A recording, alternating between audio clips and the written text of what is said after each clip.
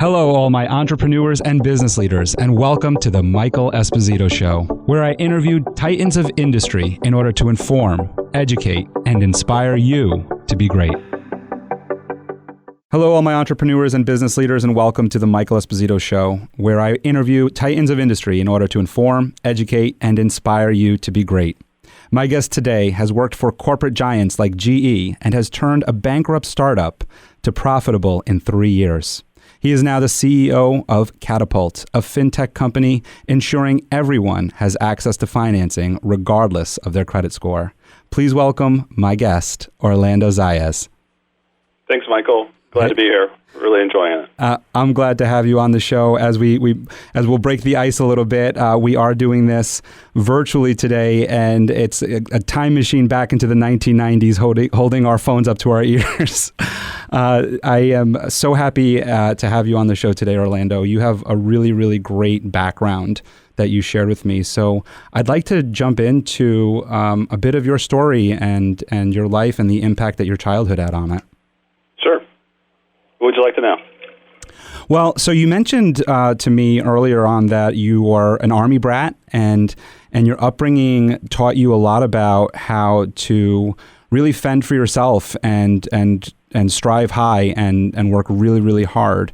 And so, your dad had an impact on you throughout your life, and then you had a paper route really young, so you had an entrepreneurial spirit. So I'd love to hear a little bit about that story and what got you into a big company like GE and being, at a high level, performing at a high level there. Oh, that's great. Yeah, back when I was a kid, I always, I even had a lemonade stand. I mean, I was always trying to make money. I was one of five, and an Army salary, and Mom didn't work. She was a stay-at-home mom, and so we didn't have money for luxuries. When I say luxuries, I mean like gum and things like that. And you had to fend for yourself. And so I learned early on of different ways to raise money, whether it was a lemonade stand, a paper route, whatever. And even my first car, my mother said, you can't drive my car until you pay for insurance. And so I had to earn money before I could even drive to a job to get it. So I think I learned early on. My father passed away when he was 10, and so we definitely even then had to rely on less money. I had to buy my own things, and I remember wanting a pair of Levi's because those were so popular. And my mother said, "No, you're not getting Levi's. We'll go to Montgomery Ward's and get you Montgomery Ward's jeans, and I'll sew a Levi patch on them," which I did not let her do. So I think it drove me to realize, how can I make my own money? How can I, if I want to get the things I want to get, whether it's a Levi jeans or whatever, I had to be, I had to have that ingenuity to do it. And I not only had a paper route, but I also did selling the county paper door to door, which was, I think, one of the early realities of life about selling, somebody face to face, a county newspaper that, was pretty well read in our county. I grew up in Montgomery County, Maryland. And, it was a real early life lesson. It really was. So, I mean, that just led, beyond that to when I was 16, got my first job, a real job, if you will, working at the local mall in the dessert store.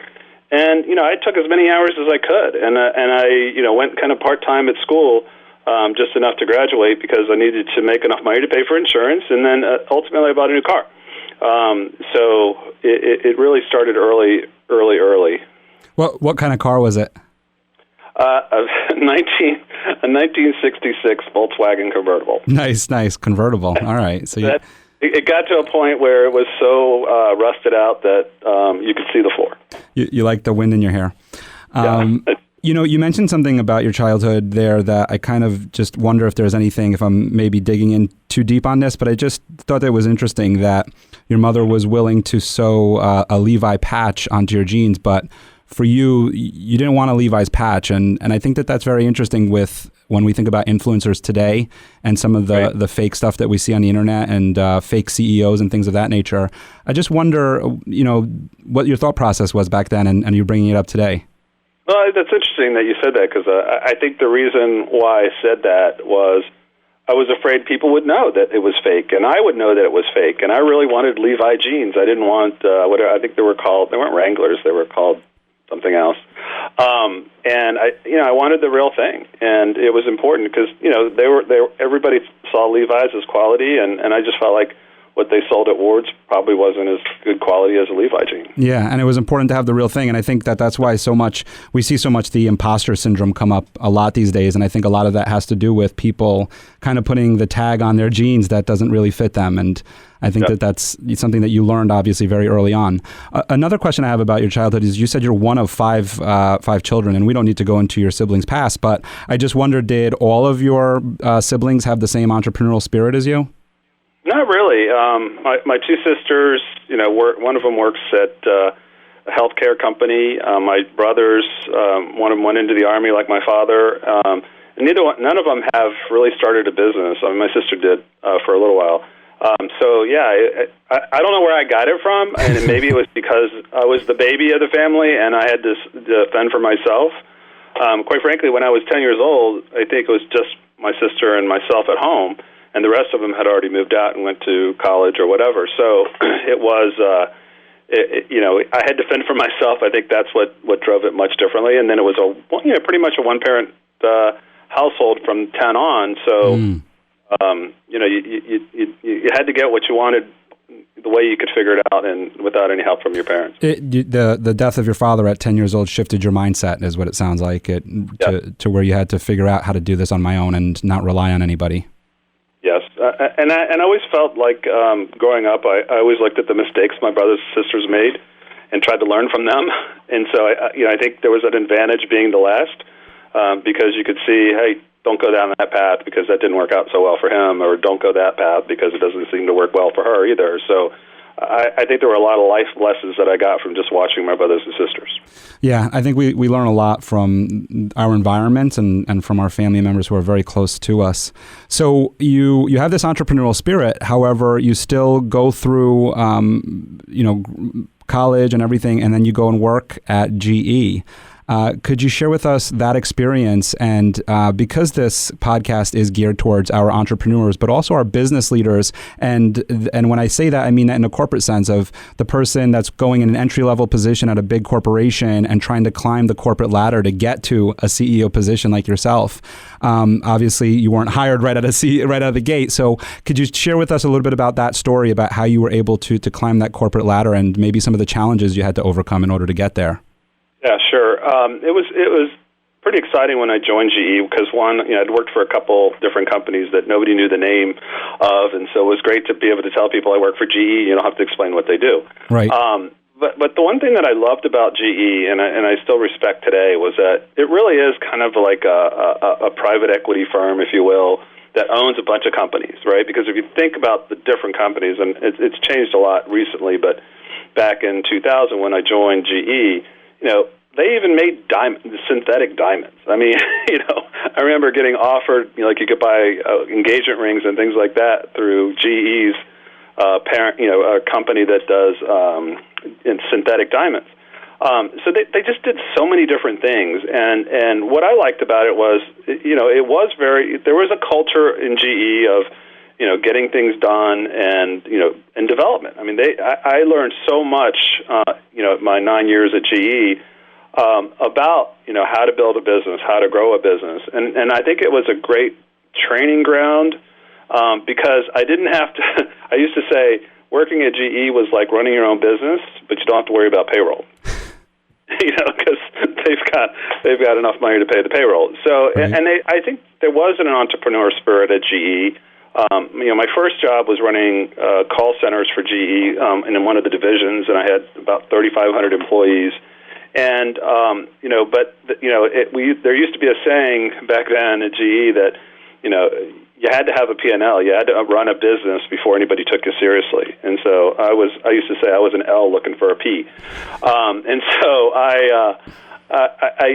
there was a little small company in California called Smile Saver that GE had acquired through an acquisition. So they bought another company, and they just happened to have this company that was really small. It was only about $20 million of revenue, but it was profitable, and nobody knew what to do with it. But I thought that was a great opportunity, so I really, put my hat in the ring for that opportunity. And a year and a half later, sold the business for 12 times earnings. And so I think that, Jeff Immelt might not have heard about it because it was such a small deal. But I think in GE Capital, people said, "Hey, that guy really turned something around that was just sitting out there, and managed to sell it for a premium." I don't think anybody thought it was that valuable. And then that led me to a bigger opportunity that was running the GE's auto warranty business, which was it wasn't a huge business. It wasn't like appliances or lighting or something like that, but it was for me a great next step. It was doing about 400 million in revenue, again profitable, but all focused on auto dealers selling warranties. And my first job out of college was working as an F&I manager in a car dealership, so it was a perfect fit for me. So I was excited about the job, and about a year and a half in is when the financial crisis hit, and GE decided they needed to get rid of some assets to raise some money, and we were one of the first. I remember getting the call, and my boss said, "Your waterfront property, and so we're putting you up for sale." And so I was literally had even moved to Denver yet. I was still in the process of moving when we started going down the selling process. And, ended up selling the business, right at the beginning of the financial crisis. It really hadn't hit hard, and sold the business for 14 times earnings. And, they had looked at selling it a couple years before and really couldn't get that much of a premium for it. But what I did is I got in there, figured out the growth levers, and where the business was doing 6 to 8% growth in previous years. My first year we did almost 40% growth, and so it just focusing on kind of the blocking and tackling of where can I grow this business and how can I grow it fast, and that's what got the premium, because I think the growth was pretty impressive. So I ended up going with the deal. Wachovia bought it, and then you know the story from there. The Wachovia became Wells Fargo. I wasn't crazy about working for a bank, I'll be honest with you. I think the culture at GE was so much different. It was than a bank, and it definitely was entrepreneurial. So after my contract was up, I left, went to work for a private equity firm running one of their companies in Atlanta for a year, and then after that went back to GE in the credit card business, because again, I left with a really good reputation at GE. And I missed it. I missed some of the excitement around building a business. So they brought me back in the credit card side. I did that for about a year and a half, and then I got offered this opportunity to run a startup. And I thought, okay, maybe that's what I really want to do. I'm going to pause you there because I'm not sure which startup it is, but I know there's one of them. But before we even go there, I kind of want to just go back to your GE and some of the things that you mentioned there, your experience at GE. So you mentioned a couple things. One of the things I want to touch on, just to go back kind of sequentially to what you mentioned earlier on, was when you flipped that one business. So I'm thinking for our business leaders and even our entrepreneurs, what it sounds like to me, and you please expand on this, is you were doing your job, you were showing up for work, and then you saw an opportunity that was just outside of maybe what your requirements were, and also kind of took a risk too, very entrepreneurial minded in the corporate setting, and took a bit of a risk on something, and you turned it into your own little baby and grew it to where you did get noticed and were able to get noticed from higher ups, like you said, and maybe not the CEO of GE, but really got noticed, and that kind of propelled you into other positions, right? No, you're exactly right. I mean, I think that's where I was successful at GE because I did take that. I looked at everything like it was my business, and I was growing my business, and so I did make things happen where others kind of sat around and kind of came to work every day, like you said. It was more how do you drive what's best for the company, and I always felt like it would pay rewards back to me, and it has. I think that's so important to hear, because even another thing that you mentioned was working at GE was like running your own business, but not having to worry about payroll. And that's huge to me, because when you think about the entrepreneurial well, you're in it right now, right? Is payroll is really huge. It's something that so many entrepreneurs talk about, is just making payroll and trying to find the means to make payroll. So sometimes you might have an entrepreneurial mindset, but you stay in a corporate position because you know that you don't have to worry about payroll and you could still continue your dream. And so that's great. But it sounds like you can still go forward with some of those energies by looking for those opportunities outside. And something that's significant, and I want to move on to your leadership at GE, but significant in all of that is to look for and create opportunities outside of just your job role or function. And that's how you're going to get looked at to be able to move up quicker or just move up in general. Sometimes people wonder why they're kind of stagnant, right? And they're like, why haven't I gotten promoted? And it's like, well, you're just doing the 9-to-5 stuff. Why would we promote you? No. Yeah, I have actually an interesting story about that. I mean, when I was at GE had different forms. They had a women's network. They had the African American network, and they had a Hispanic, and I'm Hispanic, and so I joined the network, and I was one of the few executive bands that were Hispanic. So HR would cart me out to give talks to employees about how did I get to where I was, and I'd always say one thing is that you've got to be happy in the culture that you're in, and the culture, and do those things outside your job that make you happy. And then if you're not, you should quit. I remember HR's look on their face when I told a group of employees if they're not happy, they should quit. And that wasn't the message they wanted to hear, but it's true. I mean, you've got to find that culture that works for you, because then you'll step outside and you'll do those things. And I think I found that culture at GE. Right. And you also created a culture from, I think it was when you were in a call center, of employee engagement. And you mentioned to me that it was before that was such a hyper focus, which today it really is. It's all about the employee and, what are they looking for? And that's a company's biggest connection to their consumer is the employee. Speak to me a little bit about that, because I have a feeling that has a lot to do with when you said focus on growth. I feel that part of the reason why you were able to grow some of these like little side companies and things that you were doing inside of GE was through this employee engagement that you did. Yeah, no, it is important, and I think if you talk to any of my employees now, that's one thing they'll probably say that I do very well. I have no problem picking up the phone and calling anybody, including customers. I did it just a couple days ago. We had this customer that emailed me about a complaint, and I picked up the phone and I called her. I think she was a little shocked that the CEO picked up the phone and called her.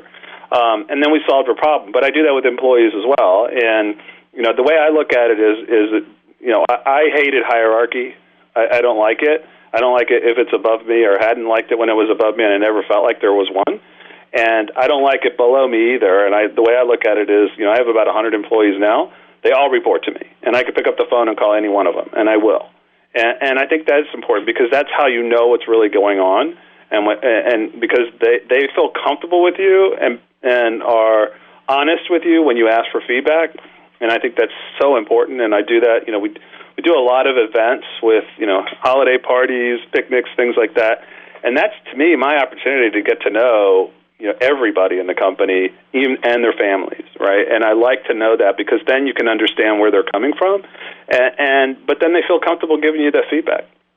Yeah, you build a great amount of trust with your employees when you get to know them on a personal level. And you mentioned that you really didn't even notice it until your COO mentioned it to you, that people always pick up the phone for you. I know you just kind of mentioned it in that story there, but I thought that was so important that we share this with the entrepreneurs and business leaders out there about how you really set that tone. And I kind of want to just highlight this, is that you set the tone by answering the call. You answer the call, you respond to the text messages, and therefore they do the same in turn. And people around you notice it. And it's something that you do very naturally, that comes to you so naturally that somebody had to point it out to you that you were doing it. You didn't even notice it. I didn't. It was so funny when we first started working together. And, we were trying to build the business and turn the business around. And there'd be something as simple as, we had to get furniture for our call center in Texas. And we didn't have a designer that would lay out the floor plan. I said, well, hold on. I have a friend of mine that I can call. And I called her, and she picked up the phone. And, hey, what are you doing? I hadn't talked to her in probably 15 years. And he said, he goes, I'm always amazed how you just pick up the phone when you had a question about something. But every time you do, people will answer. And I go, and I didn't think that was a thing, but I guess it is. And I said, well, I always answer the phone. Right. I always make sure that when somebody calls me, if I haven't heard from them in a while, then I know it's important. So I always try to pick up the phone and I return calls. I think that becomes part of your personal brand, right? And then people will exchange that pleasantry back to you when you call them. Right, and of course we're speaking about your CEO at Katapult, which we're going to talk about in 2 seconds. But just talking about that for a second, about them answering the call, and the reason why you're able to call somebody that you haven't spoken to in 15 years is because you formed such a personal connection with them, right? Correct, and it's so important. And one thing I found out later in life was my father was the same way. And like my sister got a senatorial scholarship to go to college, and he just picked up the phone and called people that he knew, and she got the scholarship. And so I think that may be part of our DNA. I don't know, but it's something that I realized it is about the personal connection. We're actually getting the team back together, the leadership team back together next week in New York, and we're having a kickoff dinner, and I want everybody there. And it's important that we're all there to share those experiences. We've hired probably 4 or 5 people I haven't even met in person yet.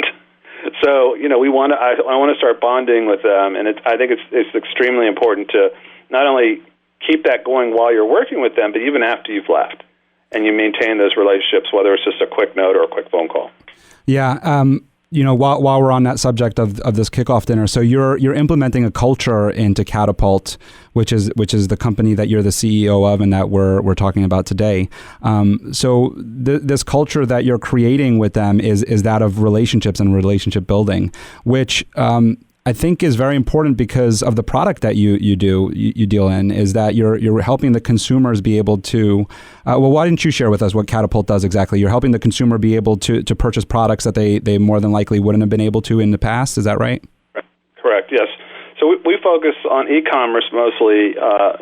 We're giving a way for the non-prime consumer to access durable goods. So that's appliances, furniture, electronics, the things that they need. So, the example I always give is, if somebody's refrigerator breaks down and they need to buy a new refrigerator, they might not have access to credit to get it. So we give them that option and work with them to get the items that they need through high quality retailers like Wayfair, Lenovo, and others. Yeah. And so obviously the consumer is very important there, and the relationship with the consumer is very important there. So how do you get that? How do you kind of work that your way into that culture, into your team, and into your employees that you're working with currently now, that some that you haven't even met, that you're going to meet in person for the first time in New York City? Well, I think it comes from top down, right? You got to show that the customer is our job one, and one of the things we talk about is we're very clear and transparent about what the customer is signing up for, and that's in everything we communicate to the customer. And we work real closely with those consumers to make sure that even in hard times that they can get to ownership of their products that they bought. And I think that just permeates through the whole organization because it starts at the call center, and it starts with product and tech and leadership. We've got to all be on the same page around focus on the consumer first. Make sure that we're clear and transparent with that consumer, and that we're bringing them value, and they come back over and over. And that's one thing that I talk about. I think you probably know we're going public via SPAC, and in the investor deck we talk about our repeat rate and our NPS score. And our repeat rate is I think 1.9 leases per customer, and they return back at over 45%. And then the NPS score is over 50, which for somebody who's lending money and helping people, and they have to make payments, is actually world class. So we're real thrilled about the way consumers have responded to what we bring them, and I think the team is all obviously. Those are things that are part of our culture, part of our values, is treating the consumer right. Yeah, I think that's so important, and I love that you're going to be meeting with your team and be able to, and you, like you said, you bring it from the top down, and I think that's huge. Just going to the entrepreneurial side of things now, where you are now going public, as you mentioned. And so there's a lot of things there that kind of I'd like to maybe take us out from behind the curtain of how do you go from the startup phase of where you have this company and you're working and everything, and then going into investor meetings to be able to pitch to investors and be able to get them to invest more capital in your company. And then next step, which is going public. So, take whichever one of those you want or take them kind of in any order you want. But I just kind of want to just bring the curtain out from there. Sure. No, when I started in 2017, it was somewhat of a turnaround story. It was really how do we get it to the growth stage. And there were, back to the payroll story, there were weeks that we worried about making payroll, but our current investors stuck with us, and then they saw the growth happening. I mean, we went from $17 million in revenue in 2017 to last year we did around $250 million in 3 years. That's pretty amazing growth. So the story became much easier when we started talking to outside investors about investing, and they see that, especially with all the BNPLs that are out there that you hear about these days, nobody's really focused on the non-prime like we are. So I think, the investors really, jumped on the story of, we can continue this growth. We've got a strong management team. We've got great technology, and we can continue doing it. So it's been a journey going from worrying about making payroll to now going public and being profitable. And, the narrative is the same about, the customer. And it's been a great story to these investors that are now going to invest in the public company that's going to be, that will be Katapult, because they see the story and they see the growth, and we're just going to continue to do that. So it's been quite a journey to go from, worrying about making payroll to asking my current investors for money because we needed it at the beginning. And I'll, for your listeners, that is like asking your parents for money. It's not something I enjoy doing, but going out to the next step, and that's talking to new investors about the story, that's a lot of fun, and I'm really enjoying it. When you're telling me the story about going public and speaking with investors, it kind of brings me back to another story that you shared early on, which was one of your biggest challenges of a startup that you worked on. And I spoke about it in the introduction that you did a big turnaround from a company that in the first 90 days of you getting there was going bankrupt, and then you were able to make it profitable in 3 years. I'm sure a lot of that came from some of the relationships that you formed in the industry. I kind of want to just take a step back into time into that company and just go back to that challenge and how you were able to overcome it, because I assume it has a lot to do. I assume that it's very similar to kind of like getting yourself to be able to go public. Yeah, it was pretty dramatic. So when I took over that company, and that was my first role outside of GE. So I jumped from the comfort of not having to worry about making payroll to is this business going to survive in the first 90 days? And it was scary. It really was. But I think what it required people to do is, get the team together, buckle down, make those decisions. You couldn't dwell on things. You had to make quick decisions. And some of them were difficult, and you had to make those difficult decisions. And I'll tell you, one of the difficult decisions we had to make is we were, again, this when Sears and Kmart were actually pretty big retailers. We were providing leasing to their customers, and the process was so poor that we had to stop leasing 3 days before Christmas. Wow. And that was a really, obviously, tough decision for Sears to swallow, a tough decision for the customers, because we literally cut off any approvals that were out there because the underwriting wasn't there. And so it was, and then we probably needed $20 million just to survive, and had to get from the current investors that we had. So, and it all happened like over 2 days. We had to turn the company around. So then once we got past got the $20 million infusion, we got past the holiday season. Well, the 20 million is the big one here. So that because that's kind of like where you're at. Again, that's what I'm relating to today. How do you get, and you don't have to go through the specifics of how you get 20 million, but I just kind of want to, again, like I said, like kind of remove that curtain of where entrepreneurs are wondering, how do I get funding and things like that? How do you get in front of it, and how do you pitch them? What's that process look like? Yeah, that's a good good point, because it really has to do with the confidence that the investors have that the turnaround that you're proposing is really going to happen. Right. And I think they felt confident that I could turn it around. I mean, it wasn't just the investors. We had a lender who was basically in default. We were in default with. They had to. They could have foreclosed on the company. And so it was about building relationships with not only the current investors but the lenders to say, look, give me a chance. I can turn this around. And they did, and they gave us the $20 million, and the lender didn't foreclose on us. And we turned it around, and by June, we were back. We were back, and we were profitable. And we turned around pretty quickly. And again, it goes back to your relationships. I think it's so important. You're reminding me of the story with Phil Knight and in his book Shoe Dog, and he talks about how he went to the bank like countless times, and the banker, he had no relationship with this one manager, and he pretty much was getting thrown out of their office all the time. But he had a relationship with this one banker there, and that banker ended up getting promoted and working closer with him. And it was because of that relationship that he was kind of like able to bankroll certain parts of the Nike business in its early days, to be able to get to where it is today. Obviously, there was a lot more to it. I'm kind of just brushing on it, but I think it goes back to and this is what I love about this show is that bringing up our past is so important, and the relationships that you form as a kid going into GE and going into today were always so important and have led you to be able to turn around a company and then go public today, and those are the relationships. And another little piece to that is the culture that you form inside of your company. It's not just, you're not just doing that with strangers or friends or relatives or whatever. You're doing it with your employees by having this open door policy. I actually highlighted in my notes something that you said in your bio to me, which is talking to each person. I keep an open door policy and make sure to connect with everyone directly.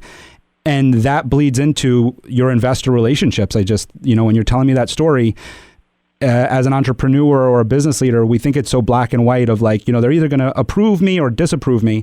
But a lot of the times it's just you being able to have a conversation with somebody and speak with them. And you obviously show that through what you just shared there. Yeah, no, I can't agree more. It really is about relationships because, if the investors and the lenders didn't feel comfortable and confident that I could turn this around, they would have just shut the business down and taken their lumps. And that goes to raising money and everything else. It's about building those relationships. And everybody is not going to agree with you, and everybody's not going to maybe even like you. But, you find those people that are, you develop those relationships, and then they pay dividends later on. That's awesome. So another question that you could take however you want is when do you see that moment? So now you're at Katapult and you're obviously going public now. So when does that moment come up of, okay, we're either looking for more funding or we're going public as an entrepreneur or even as a business leader when you're looking at your company and going, okay, we need to get more funding. What raises that question? What makes you think we need more funding or we need to go public? What is that? Well, I think it depends where you are in your journey. So, for example, for us, we didn't really need more money, but to really grow the company to $1 billion plus business, we want to invest and investing in more technology, investing in more salespeople, investing in more and better marketing. That costs money, and I think there were two avenues that we could take last year. And we could have gone out and done an equity raise with our with other investors and have them invest in the company, or go public. And I think the market was pretty rich, so it's kind of a combination of our needs plus the market. Mm-hmm. And the market timing, especially for SPACs last year, was amazing. It slowed down a little bit this year, but I think it's a great process and it's fast. It's not easy, but it's fast. I said it's almost like getting an MBA in 3 weeks. You got to do a lot and learn a lot really fast. But it was the opportunity, the market opportunity, coupled with we're at a pivotal point in our business where yes, we're making money, but we want to invest and grow with more technology and more salespeople and bigger and more retailers and more relationships. Yeah, so a lot of it has to do with growth, and I've seen that. That's been a common thread, is that when you're really looking to grow and grow fast, that's where investor money or going public really becomes a point where you got to start looking at it. And so speaking about growing and going into the future here of technology and Katapult and what you guys are doing next, let's just go to technology for a second here. One question is, do you do all your technology in-house or do you outsource it? We do it all in-house. And why is that so important to you guys to do it in-house? Well, we have relationships with retailers. So, for example, if you go to Wayfair, we have a direct integration with them, if you will. And so you've got to be really good at the technology if you're going to integrate with multiple retailers. And every retailer is different. I mean, there's some platforms out there like Shopify and Magento and BigCommerce and others.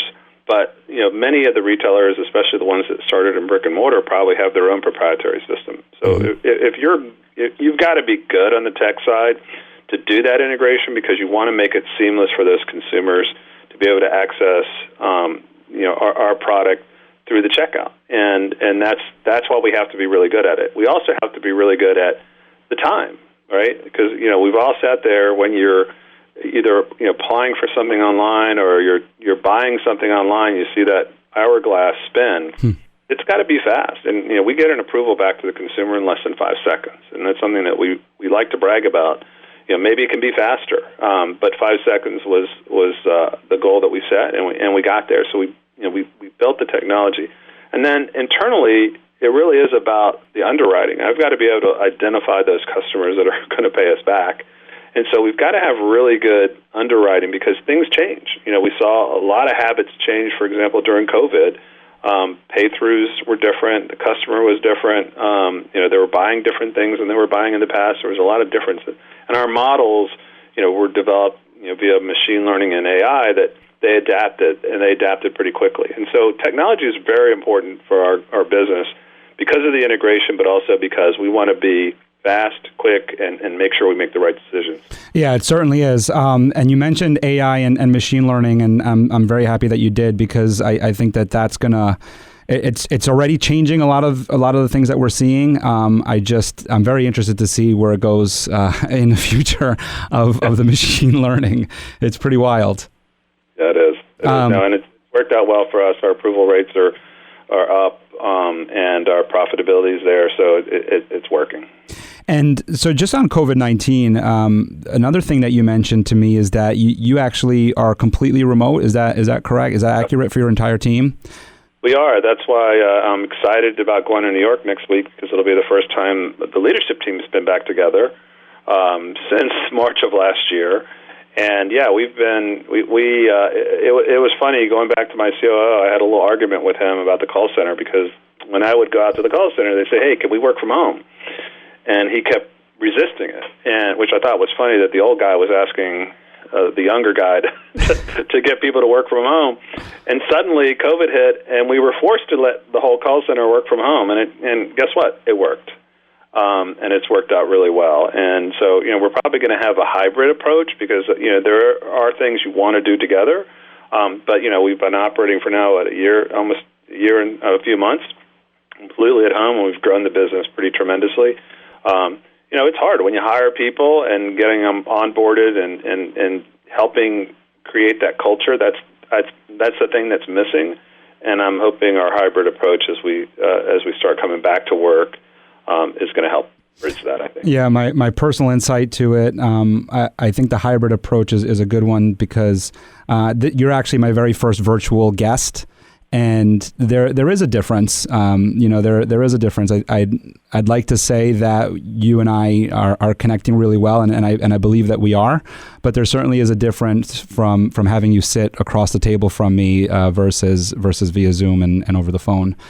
So I would assume that you and considering that relationships are a huge part to your culture, that it'll be nice to see you in person as an employee. It's always nice to see somebody that you're working with in person and connect with them on that level. I am thankful for the video, because I'll tell you, can you imagine what this would have been like if we didn't have video?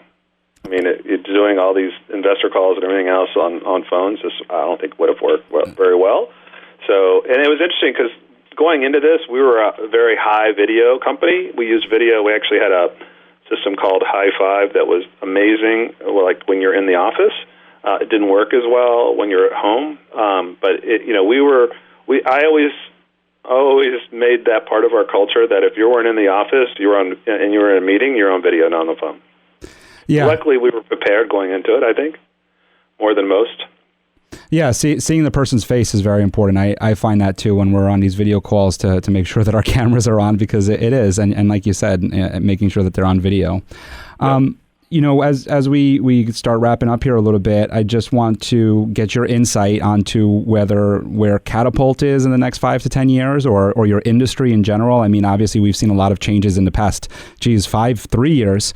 But so, I mean, I'm asking for a stretch here, but maybe your optimism as to where Katapult will be in the next 5 or 10 years. Yeah, no, I'm real optimistic about it. I mean, we've got a great team. We've got the technology. The retailers are seeing that we're bringing a new customer to them. The consumers are obviously very responsive. They see this as a great way to acquire the goods that they need. So it's just continuing that story. And I think once we close the deal, hopefully end of this month or next month, then we are, the ticker symbol is KPLT, that we can continue that story. And we're going to be looking for things like acquisitions and mergers and acquisitions and companies that kind of fit into that storyline, whether it's other products, other financial products for this consumer, other ways to pay. There is a lot going on in the BNPL space right now, and I think it's just only going to get better and better. We're in the forefront addressing the non-prime consumer, and we're going to stay there. And I've always said that we're going to focus with the retailer, obviously focusing on the consumer, and then bringing those products to the consumer that they need, because there's always going to be a non-prime consumer, whether it's a good time or a bad time. Non-prime consumers don't disappear. And so how do we help them? And it really is about financial inclusion is the way I look at it. So how do we bring financial products to these consumers when other banks may have said no, and make obviously help them through their journey and improving their credit. So I see it just, our growth has been tremendous. There's no reason why it won't continue. Retailers are starting to see it now that we're public. We'll start getting the name recognition out there. And so I'm excited about our, next 5 years. I want $1 billion in front of our revenue number. And I think we can get there pretty quickly. That's awesome. And I love that part of your mission is to help people who are in a financial position of maybe no credit or bad credit or whatever, and being able to help them get their credit scores up. It's more than just acquiring goods, but also get their credit scores up so that they could do other things like big purchases, like getting their first car, right?